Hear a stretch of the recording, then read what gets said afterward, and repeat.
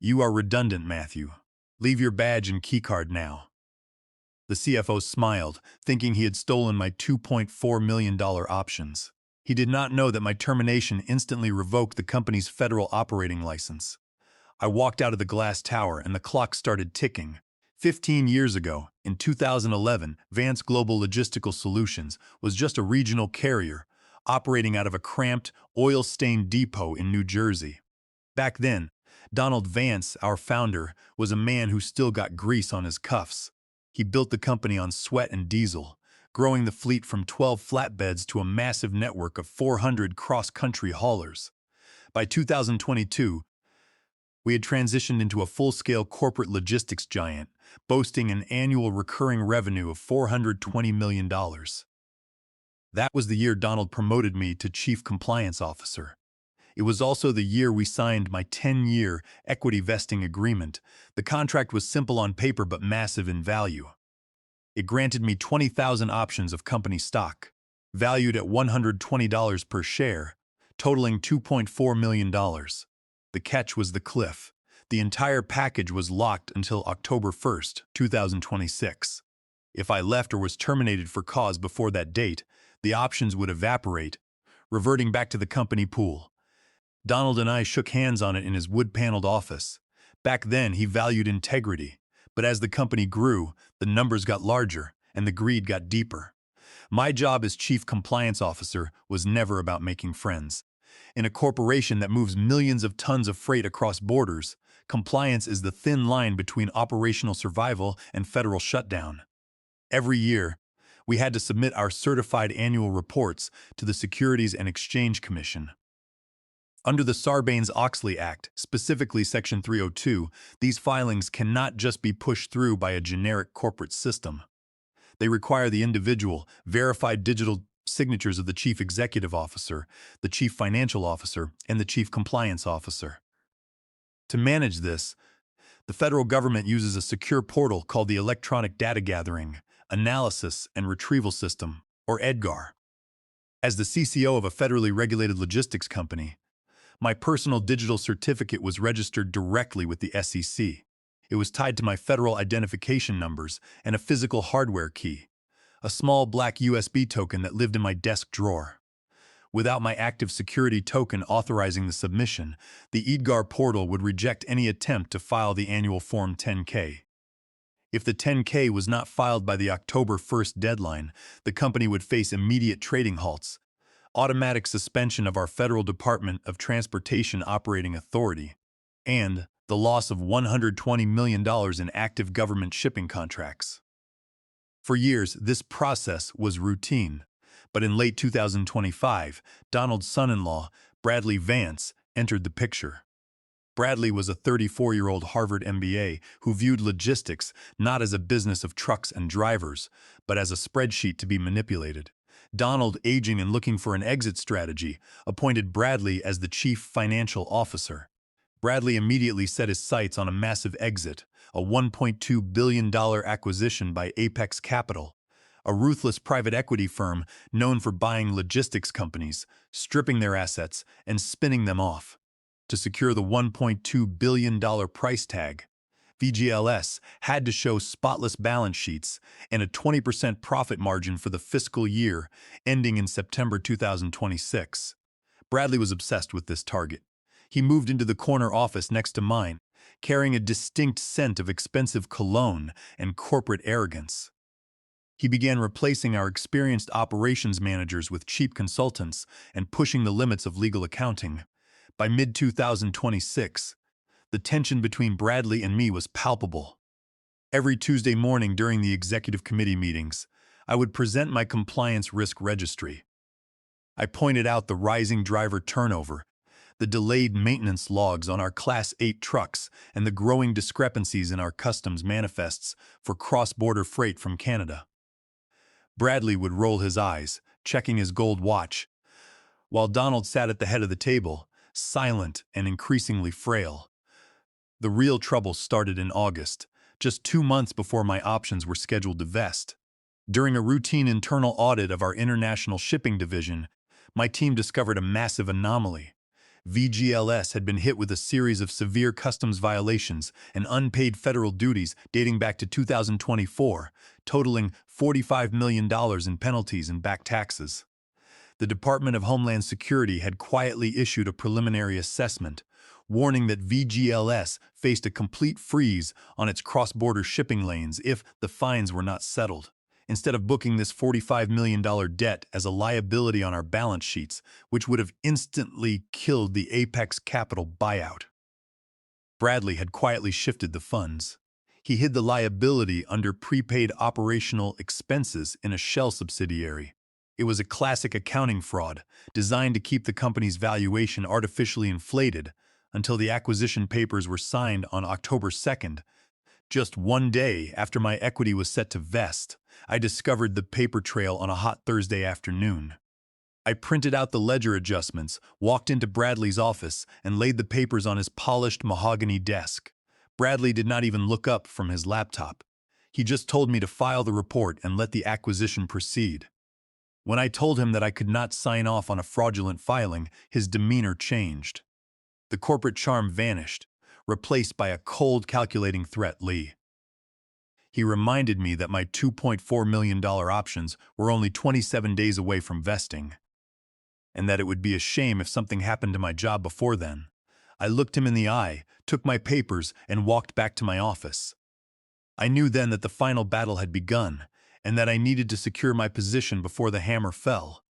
The confrontation came on Friday morning, September 18th, exactly 12 days before my options were scheduled to vest. The weather outside was overcast, matching the cold, sterile atmosphere of the executive boardroom on the 32nd floor.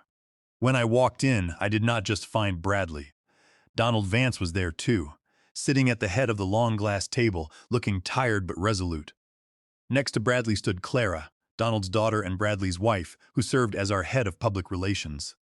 It was a family cartel, and I was the outsider. On the table sat a printed draft of the Form 10-K annual report, along with a high-end corporate laptop logged into the SEC's EDGAR portal. Bradley had his arms crossed, a smug grin playing on his lips. Donald gestured for me to sit down, but I remained standing. Bradley was the first to speak. He pushed the laptop toward me and told me that the board had approved the final draft of the annual report. He said they needed my digital compliance certificate immediately to ensure the Apex Capital buyout went through without any delays. I did not touch the laptop. Instead, I opened my leather folder and placed the audit report on the glass table.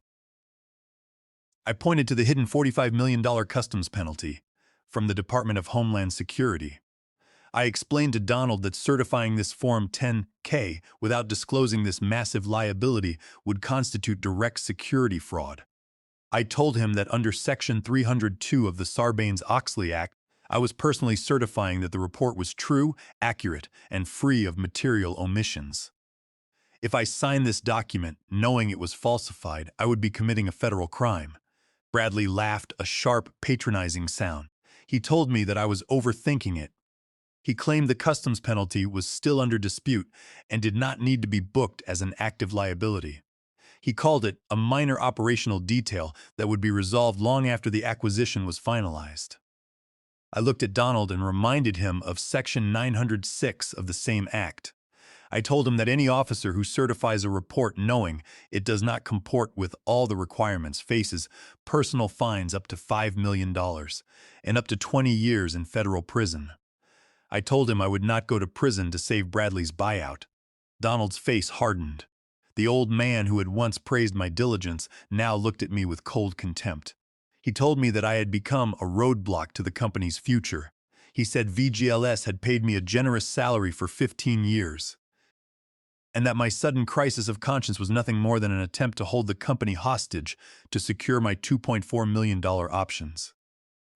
He said they were not going to let a compliance bureaucrat ruin a $1.2 billion transaction. Bradley then stood up, reaching into his tailored suit jacket. He pulled out a white envelope and slid it across the glass table. He told me that my services were no longer required. The board, he said, had voted to terminate my employment for cause, citing a failure to perform my duties, insubordination, and disrupting critical corporate transactions. The termination was effective immediately. September 18th, 2026. Because the termination was effective before the October 1st vesting date, Bradley informed me my 20,000 stock options were officially nullified and void. He smiled as he explained that I would not receive a single share, nor would I receive any severance pay. He told me that my badge had already been deactivated, my email access was cut off, and 2 security guards were waiting outside the door to escort me from the building. Clara nodded in agreement, looking pleased, while Donald looked away, refusing to meet my eyes. A normal man in my position would have screamed. He would have threatened to call the police, slammed his hands on the table, or pleaded for his life savings. But 22 years in corporate compliance teaches you one valuable lesson. Emotions do not win regulatory battles. Documents do. I looked at the termination letter, noting the date and the signatures of both Donald Vance and Bradley Vance. I quietly took my pen, signed the acknowledgement of receipt, and folded the paper, placing it into my folder. I looked at Bradley. He was waiting for a reaction, a breakdown, some sign of defeat. I gave him nothing. I simply said, "Understood," in a calm, flat voice. I turned to Donald, thanked him for the 15 years of employment, and picked up my folder. I did not mention the SEC, the Department of Transportation, or the hidden liability. I did not need to. As I walked out of the boardroom, the 2 security guards stepped in behind me. They escorted me down the long, carpeted hallway, past the offices of the compliance team, who watched in silent shock. I was led to my desk, where I was given exactly 5 minutes to pack my personal belongings into a cardboard box. I did not reach for my work laptop or try to copy any company files.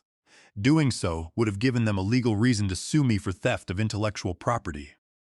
Instead, I reached into the back of my desk drawer and retrieved the small black USB hardware key that held my federal SEC compliance signature token. It was my personal property, registered under my name and social security number with the federal government. I slid it into my pocket. The security guards escorted me down the service elevator and out through the glass lobby into the gray, humid afternoon. As the glass doors closed behind me, I stood on the sidewalk, holding my box of books and family photos. I looked up at the towering glass building. Bradley and Donald believed they had just saved $45 million and secured a $1.2 billion buyout by getting rid of an annoying obstacle. They did not understand that by terminating me, they had just removed the only safety valve that kept their entire empire from exploding. I walked to my car, placed the box in the trunk, and sat in the driver's seat. I reached into my pocket, pulled out the hardware key, and plugged it into my personal laptop. It was time to activate the kill switch. Sitting in a quiet corner of a small diner 3 miles away from the headquarters, I opened my personal laptop and connected to the secure Wi-Fi network. I retrieved the black USB hardware key from my pocket and slotted it into the port. The LED light on the token began to blink, requesting my biometric fingerprint and my federal PIN. I scanned my thumb and entered the secure 16-character code. The screen flashed green, welcoming me to the Securities and Exchange Commission's electronic data gathering, analysis, and retrieval administrative portal. As far as Vance Global Logistical Solutions was concerned, I was gone. They had deactivated my badge, shut down my corporate email, and cut off my access to the internal local servers. But they did not have the authority to touch my federal SEC credentials. Under federal regulations, a chief compliance officer is not just a company employee. They are a registered officer of the state, serving as the legal gatekeeper for public market integrity. The federal government, not the corporation, issues and controls the primary cryptographic signing keys. Under SEC Rule 10b-5 and the Sarbanes-Oxley Act, when a registered compliance officer is terminated, they are legally obligated to update their status on the federal database within 24 hours. This rule is designed to prevent companies from using a former officer's credentials to submit fraudulent reports after their departure. If a company attempts to upload a filing using a revoked key, it is flagged as an unauthorized submission. I navigated to the administrative settings of the EDGAR portal. With a few deliberate clicks, I selected the option to deregister as the active Chief Compliance Officer of Vance Global Logistical Solutions, effective immediately due to termination. I entered the timestamp of my termination letter, September 18th, 2026, at 11:15 a.m. The system processed the request, and a confirmation window popped up, stating that my cryptographic signing token was now detached from VGLS. By doing this, I did not delete anything. I simply withdrew my signature. This meant that when Bradley attempted to upload the annual Form 10K, the portal would see that the mandatory CCO signature slot was completely empty and unverified. Without my active certificate, any filing Bradley attempted would be automatically rejected by the SEC system. Next, I opened a separate tab and logged into the SEC's Office of the Whistleblower portal. Under Section 922 of the Dodd-Frank Wall Street Reform and Consumer Protection Act, individuals who report original information regarding securities violations are protected from corporate retaliation and are eligible for financial awards. I filled out Form TCR. Tip, complaint, or referral. I did not need to steal any proprietary files. During my 15 years at the company, I had kept a meticulous personal compliance log, documenting every warning I had issued to Donald and Bradley. I uploaded the detailed audit trail of the $45 million customs liability, including the emails where Bradley explicitly told me to hide the debt under prepaid expenses. I hit submit. The portal issued me whistleblower claim number WE89421. Under federal law, this claim meant that if the SEC recovered the $45 million in unpaid duties and penalties, I would be entitled to 10 to 30% of the recovered funds as of a whistleblower bounty. But the SEC was only the first part of the kill switch. The real operational hammer belonged to the Department of Homeland Security and the Department of Transportation. VGLS operated 400 commercial Class 8 trucks, moving tons of high-value freight daily across the Canadian border. The lifeblood of this operation was our Customs Trade Partnership Against Terrorism, or CPAT, certification. CPAT is a voluntary government business initiative that allows pre-screened companies to bypass the grueling, hours-long customs inspections at the border, utilizing expedited lanes to keep cargo moving. To maintain CPAT status, a logistics company must have a designated, certified security and compliance officer of record who conducts regular risk assessments. On the DHS portal, I logged into my profile as the registered individual of record for VGLS's CTPAT certification, because VGLS had terminated my employment without appointing a qualified, certified successor. The company was no longer in compliance with the program's security criteria. I updated the system to reflect my immediate termination. Under DHS regulations, the moment the registered compliance officer of record is removed without a pre-approved replacement, the CTPAT status is automatically changed to pending review, suspended. The system generated an automated notification that was immediately sent to the U.S. Customs and Border Protection database. I closed my laptop, packed the hardware key back into my pocket, and took a sip of my coffee.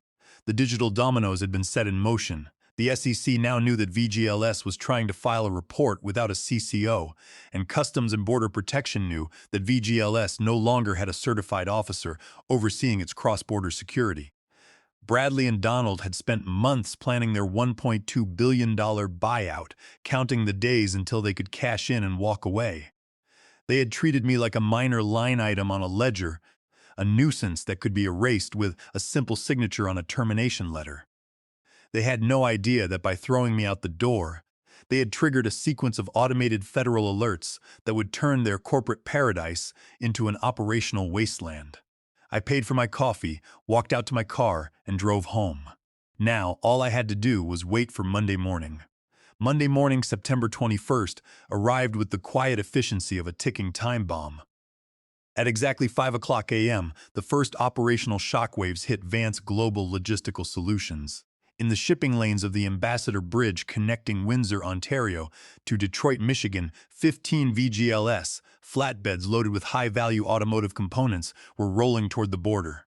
Normally, these trucks would scan their CPAT transponders and pass through the expedited lane in less than 5 minutes, keeping the assembly lines in Detroit running on a precise, just-in-time schedule. But this morning, as the first truck approached the gate, the transponder reader flashed red. The screen at the border booth read, CPAT, status suspended. The Border Patrol officer ordered the truck to pull over into the secondary inspection zone. Within minutes, the same command was issued to every VGLS truck arriving at the Blue Water Bridge in Port Huron and the Peace Bridge in Buffalo. Because the company's CPAT certification had been suspended due to the lack of a registered chief compliance officer, U.S. Customs and Border Protection was legally required to conduct full, manual physical cargo inspections on every single VGLS vehicle. Instead of a 5-minute bypass, each truck was now subjected to a 6-hour delay. Cargo bays were opened, manifests were cross-checked line by line, and packages were scanned. By 8 o'clock a.m., over 80 VGLS trucks were trapped in secondary inspection zones, creating a logistics bottleneck that stretched for miles. The consequences were immediate and catastrophic. Our largest clients, including 2 major Detroit automakers, operated on strict just-in-time manufacturing schedules. They did not keep warehouses of spare parts. They relied on our trucks arriving within 15-minute windows. A 4-hour delay meant that assembly lines stopped. Under the terms of our master carriage agreements, VGLS was subject to late delivery penalties of $50,000 per hour for every manufacturing facility that was forced to idle.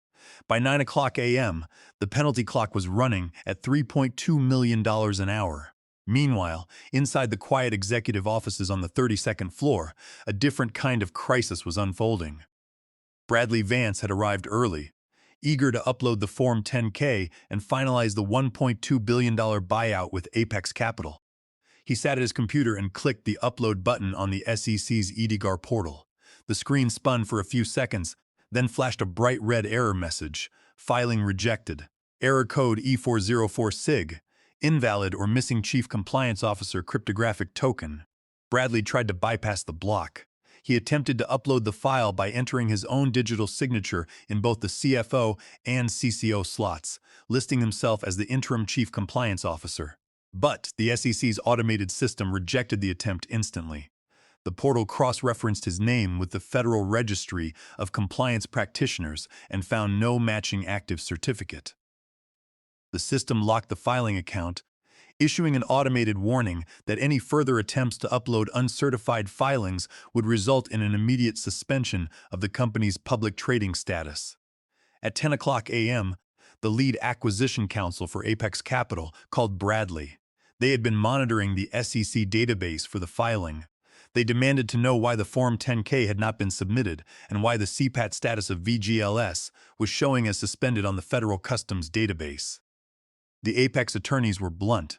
If the compliance issues were not resolved and the Form 10-K was not filed by the October 1st deadline, Apex Capital would exercise the material adverse change clause in the merger agreement and walk away from the $1.2 billion acquisition. At 11:15 a.m., my personal cell phone began to ring. The caller ID showed Bradley's office number. I did not answer. I set the phone on the kitchen table and watched it vibrate. 2 minutes later, it rang again. Then came a call from Donald's cell phone, followed by 3 text messages from Clara. I ignored all of them. I went out to the garden, trimmed the hedges, and made myself lunch. By 2 o'clock p.m., my phone showed 12 missed calls and 4 voicemails. The 5th voicemail was from Donald, his voice trembling with a mixture of anger and desperation. I decided it was time to talk. I dialed Bradley's direct line. He picked up on the first ring. "Matthew, where the hell are you?" Bradley screamed into the receiver, his usual corporate composure completely shattered. "What did you do to our SEC token? Our trucks are backed up at the Canadian border. The automakers are threatening to sue us for $10 million, and Apex Capital is about to pull out of the deal. You need to get back to the office right now, reactivate your token, and sign this filing." "I don't work for VGLS anymore, Bradley," I said, my voice calm and steady. "You terminated my employment for cause on Friday. As a non-employee, it is a federal crime for me to access your SEC portal or use my signature token on your behalf." "Don't play games with me, Matthew," Bradley yelled. "We will pay you $100,000 as a consulting fee. Just come in, sign the paperwork, and we can put this behind us." $100,000 is not going to cover it, Bradley," I replied. "And I will not sign a fraudulent Form 10 under any circumstances. If you want to resolve this, here are my terms." I walked him through the numbers, speaking in a flat, business-like tone. "First, You will reinstate my contract and accelerate the vesting of my 20,000 shares at the contract price of $120 per share, resulting in a cash payout of $2.4 million. Second, you will pay me $500,000 in severance. Third, both you and Donald will sign a formal confession of wrongful termination, admitting that I was fired for refusing to participate in securities fraud. And finally, you will restate your financial reports, booking the full $45 million customs liability on the balance sheet and present it to Apex Capital. Are you insane? Bradley shrieked. That will kill the valuation. Apex will never buy us for $1.2 billion if we show a $45 million liability. Then they won't buy you, I said, and you will be left with a suspended customs certification, millions of dollars in daily manufacturing penalties, and a federal investigation for accounting fraud. You have my terms, Bradley. You have until Wednesday at 5 p.m. to deliver the signed agreements to my attorney. After that, the whistleblower files I submitted to the SEC will be assigned to a federal prosecutor. Without waiting for his response, I hung up. I turned off the phone, leaned back in my chair, and looked out the window. The trap had closed, and Bradley Vance was finally realizing that in the world of corporate compliance, the man who controls the rules always wins. By Wednesday morning, September 23rd, the pressure inside the board of directors at Vance Global Logistical Solutions had reached an absolute boiling point. While Donald and Bradley had tried to keep the compliance disaster quiet, the independent board members were not blind. They saw the plummeting delivery metrics, the angry emails from our largest automotive clients, and the sudden drop in our daily operating revenue as our trucks remained backed up at the border. When the board learned that VGLS was facing $10 million in contract breach penalties and that the Apex Capital buyout was on the verge of total collapse, they called an emergency session. They demanded to know why the Form 10-K had not been filed. Under pressure, Donald was forced to admit that they had fired me and that the SEC portal was locked because they lacked a certified chief compliance officer to sign off on the report. He was also forced to reveal the $45 million customs liability that Bradley had hidden in the Shell subsidiary. The reaction from the board was swift and ruthless. The independent directors realized that Donald and Bradley's greed had brought the entire corporation to the edge of bankruptcy. By a unanimous vote, the board stripped Donald of his position as chief executive officer and terminated Bradley from his role as chief financial officer, effective immediately. They appointed our senior compliance manager, Sarah Jenkins, as the interim CCO, and instructed our corporate counsel to meet my demands before the 5 p.m. deadline. At exactly 3:15 p.m. on Wednesday, my attorney received the finalized settlement documents. The board had agreed to all of my terms. They signed the formal wrongful termination confession, admitting that I had been fired for refusing to certify a fraudulent SEC filing. They also authorized the immediate acceleration of my 20,000 shares. By 4 p.m., a wire transfer of $2,900,000, representing the $2.4 million for my equity options, and the $500,000 severance package cleared into my personal escrow account. With my signature token officially deactivated, the company had to submit a restated financial report to the SEC, booking the full $45 million customs penalty as an active liability. When Apex Capital saw the corrected balance sheets, they did not walk away from the deal, but they renegotiated the acquisition price. They slashed the company's valuation from $1.2 billion to $950 million. The buyout went through, but Donald and Bradley's personal shares were heavily diluted. After paying the corporate penalties and the legal fees, they walked away with absolutely nothing from the sale of the company. Donald had spent 30 years building. But the financial ruin was only the beginning of their problems. The wrongful termination confession, combined with the comprehensive audit trail I had submitted to the SEC whistleblower program, provided federal prosecutors with a ready-made criminal case. 6 months later, in March 2027, the Department of Justice officially filed charges against Donald Vance and Bradley Vance for conspiracy. Conspiracy to commit securities fraud. and knowingly certifying false financial statements under Section 906 of the Sarbanes-Oxley Act. The trial was brief. The prosecutors presented the emails Bradley had sent me, along with the signed confession from the board. Bradley was sentenced to 4 years in a federal penitentiary and ordered to pay a personal fine of $250,000. Donald, due to his advanced age and failing health, avoided prison time but was sentenced to 3 years of supervised probation, fined $1 million, and permanently barred from serving as an officer or director of any publicly traded corporation. In 2028, my SEC whistleblower claim was officially processed. Because my original filing had allowed the federal government to recover the full $45 million in unpaid customs duties and penalties from VGLS, the SEC awarded me 15% of the recovered amount. The whistleblower bounty came out to $6,750,000. Combined with my initial settlement, my total recovery was $9,650,000. Today, I live far away from the corporate towers and the stress of quarterly filings. I bought a quiet home on the coast of Maine, where the only schedule I keep is the rising and falling of the tide. Sometimes, as I sit on my deck with a cup of coffee, I look at the small black USB hardware key resting on my desk. In the corporate world, executives like Bradley Vance believe that compliance is just a bureaucratic hurdle, a set of rules meant to be bent or broken by those with enough power. They think that because they sit at the top of the organization chart, they hold all the cards. They do not realize that the systems designed to protect the public are built with safety valves. If you try to force the valve shut, the pressure will eventually blow the entire machine apart. I did not have to hack their servers, steal their data, or orchestrate a complex corporate coup. I simply did my job, stood by my signature, and let the system they tried to cheat do the rest.